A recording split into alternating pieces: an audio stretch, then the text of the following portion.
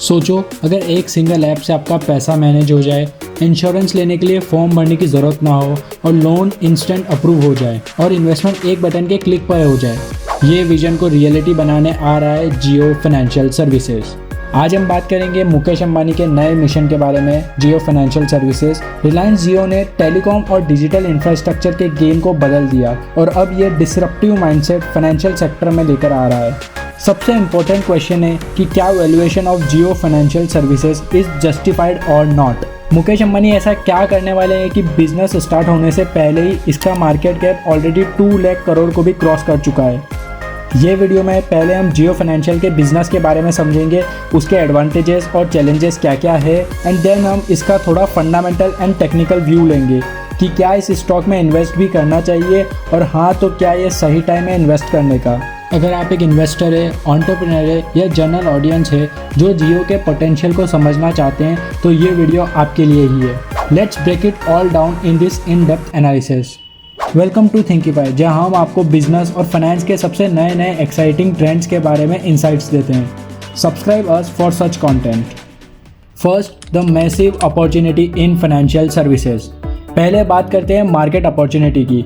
India का financial sector 150 lakh crore के valuation का है और रैपिडली ग्रो कर रहा है। लेकिन एक शॉकिंग फैक्ट ये है कि अभी भी 40% से ज़्यादा इंडियन के पास फाइनेंशियल सर्विसेज का एक्सेस नहीं है।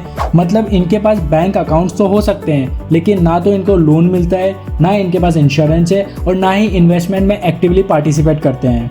यहाँ मुकेश अंबानी का विजन सिंपल है, जियो फाइनेंशियल सर्विसेज के थ्रू इंडिया के हर कोने तक एक्सेसिबल और अफोर्डेबल फाइनेंशियल सर्विसेज पहुँचाना। रिलायंस के पास ऑलरेडी 450 मिलियन जियो यूजर्स का मैसिव कस्टमर बेस है, जिसको लेवरेज करते हुए ये अपने नए प्रोडक्ट को लॉन्च करेंगे। जियो का ट्रैक रिकॉर्ड देखिए तो हर इंडस्ट्री में उन्होंने डिसरप्शन किया है। टेलीकॉम सेक्टर में लो कॉस्ट डेटा और फ्री वॉइस इंट्रोड्यूस करके जियो ने सब कुछ बदल दिया। अब फाइनेंशियल सर्विसेज में ये स्केल प्लस अफोर्डेबिलिटी का फॉर्मूला अप्लाई करने की बारी है। Second, what Jio Financial Services will bring to the table. अब बात करते हैं जियो फाइनेंशियल सर्विस के प्रोडक्ट ऑफरिंग की। मुकेश अंबानी ने रिलायंस एजीएम में क्लियर किया था ये वेंचर फाइनेंशियल इंक्लूजन के लिए एक रेवोल्यूशनरी स्टेप होगा। मेनली इसके 3 प्रोडक्ट्स होंगे। कंज्यूमर लोन, इमेजिन एक ऐप जहां आपको इंस्टेंट लोन अप्रूवल मिलेगा, 0 पेपर वर्क और लो इंटरेस्ट रेट्स। ये एमएसएमई और सैलरीड प्रोफेशनल के लिए एक गेम चेंजर बन सकता है। इंडिया में स्मॉल बिजनेसेस के पास लेक ऑफ फंडिंग एक बड़ा प्रॉब्लम है और जियो इस गैप को ब्रीच करना चाहता है। Insurance products, traditional insurance product का प्रोसेस स्लो और कॉम्प्लेक्स होता है। जियो सिंपल और अफोर्डेबल इंश्योरेंस पॉलिसीज लॉन्च करेगा। टारगेट टियर 2 और टियर 3 सिटीज जहां इंश्योरेंस पेनिट्रेशन अभी बहुत लो है। Investment products, mutual fund, digital gold और other low cost investment solution के साथ स्मॉल इन्वेस्टर को ऑनबोर्ड करेगा। इंडिया में एसआईपी सिस्टमेटिक इन्वेस्टमेंट प्लान्स का क्रेज अभी पिक कर रहा है और जियो इस वेव का फायदा उठाने की प्लानिंग कर रहा है। सबसे बड़ी बात, ये सारी सर्विसेज एक सुपर ऐप के थ्रू एक्सेसिबल होगी। इसका मतलब एक इकोसिस्टम जहां आपका mobile recharge, DTH payment, financial management और इवन इन्वेस्टमेंट एडवाइस एक ही जगह मिलेगी। Third, business strategy and competitive as. अब जियो का कॉम्पिटिटिव एडवांटेज क्या है? सबसे पहले तो उनका डेटा पावर।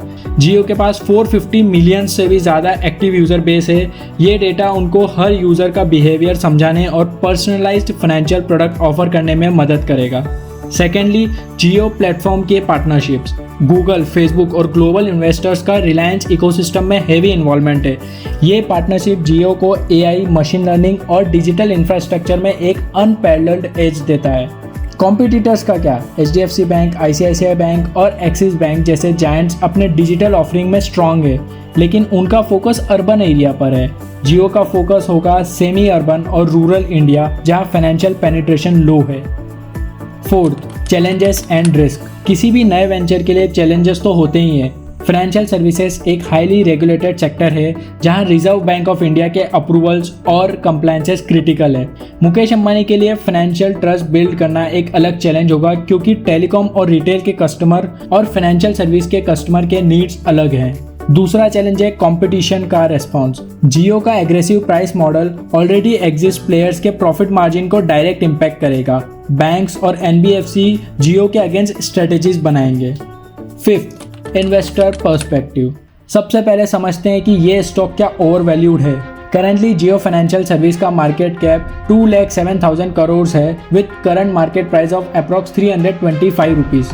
देखा जाए तो इसका PE 129 का है, जो कि ओवर वैल्यूड लगता है। पर अगर आप डीप डाइव करोगे तो आपको पता चलेगा कि इनकी बैलेंस शीट में ऑलरेडी 137,000 करोड़ के सिर्फ इन्वेस्टमेंट है, जो मेजरली रिलायंस इंडस्ट्रीज़ में है। जियो फाइनेंशियल सर्विसेज की बहुत सारी सब्सिडरीज है फॉर डिफरेंट बिजनेसेस, और AMC बिजनेस के लिए ब्लैक रॉक के साथ पार्टनरशिप भी है। तो फंडामेंटली तो ये स्टॉक बहुत स्ट्रॉन्ग है, और over a period of time इसके इन्वेस्टमेंट की वैल्यू भी बढ़ेगी if Reliance Industries and other investments are performing well. और साथ साथ जियो फाइनेंशियल सर्विसेज भी कुछ टाइम में अपना रेवेन्यू बिल्ड कर लेगा। मुकेश अंबानी का विजन है 2026 तक जियो फाइनेंशियल सर्विसेज को ये सब टारगेट अचीव करवाने का। अब बात करें अगर टेक्निकल चार्ट की, तो after making high of 395 rupees, it is currently trading at ₹325 only, जो कि एक अच्छा बाइंग जोन है। इसने अपने 200 DMA पर सपोर्ट लेकर कंसोलिडेट करा है, जो कि एक अच्छा साइन है। तो क्वेश्चन ये है कि क्या हमें जियो फाइनेंशियल सर्विसेज में इन्वेस्ट करना चाहिए। शॉर्ट टर्म में शायद आपको वॉलेटिलिटी देखने को मिल सकती है, लेकिन लॉन्ग टर्म पोटेंशियल इमेंस है।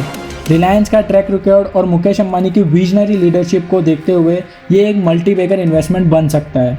लेकिन इन्वेस्टर के लिए पेशेंस रखना ज़रूरी है।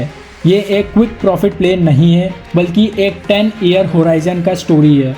अगर आप डिसरप्टिव बिजनेसेस में बिलीव करते हैं तो जियो फाइनेंशियल एक प्रॉमिसिंग अपॉर्चुनिटी है। एंड हाँ, we are not SEBI registered and this video is just for educational purposes. आपको क्या लगता है, क्या जियो फाइनेंशियल सर्विसेज एक गेम चेंजर होगा या ट्रेडिशनल प्लेयर से पीछे ही रह जाएगा? अपने थॉट्स को कमेंट में ज़रूर शेयर करिए। अगर ये एनालिसिस पसंद आया तो थिंकीफाई को सब्सक्राइब करना ना भूलें for such in depth financial insights. Thanks for watching.